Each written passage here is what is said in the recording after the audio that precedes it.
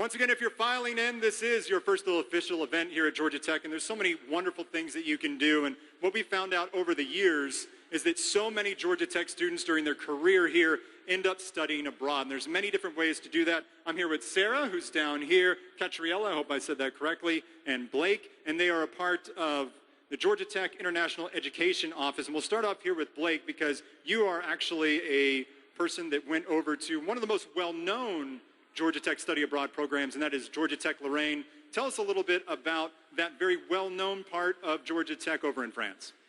Well, Georgia Tech Lorraine is a really interesting program because we actually have a abroad campus. It isn't shared with anybody else. It's its own building over there. And it does feel like a little slice of Georgia Tech in France, so I would highly recommend going to that if you're considering studying abroad.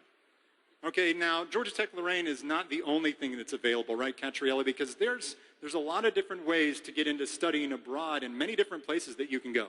Right, so I did an exchange over a spring semester in South Korea, and I lived in Seoul. And I also worked and did an internship in Germany a year after that. So I had two different kinds of experiences in two different continents, and it was a really great opportunity.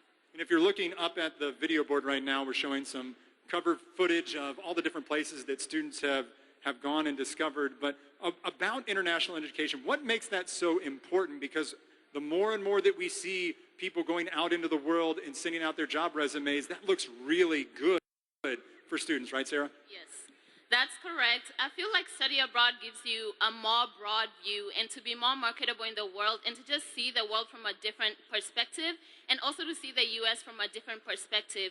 So I studied abroad in Paris, France, through the French LBAT program, as well as in Amsterdam, in the Netherlands, through the CE Netherlands program.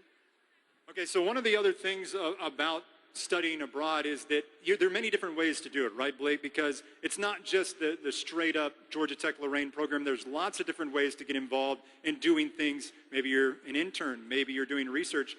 Let the students know how they can get involved in other ways to take and test their smarts across the ponds. Yeah, exactly. So when Georgia Tech students talk about studying abroad, they're usually talking about faculty-led programs. These programs are really great. They include things like Georgia Tech Lorraine, the Oxford program, the Pacific program. However, there are other ways to go abroad. Doing an exchange program with almost any international university in the world is also another great way that you can immerse yourself in different cultures around the world. You can also take an internship like I did in Germany, or you can also do research abroad at many of our international partners too. All right, well, thank you so much for joining us out here, teaching us a little bit more about how to study abroad and be a part of the international study programs here at Georgia Tech. Now, I'm going to throw a curveball here because it's not yet a part of our program, but we want to send it back up to the marching band. Here, look at he's smiling on his face. Look how fast they get ready to go. And the Georgia Tech Marching Band, one of the best in the business, ready to send some music our way.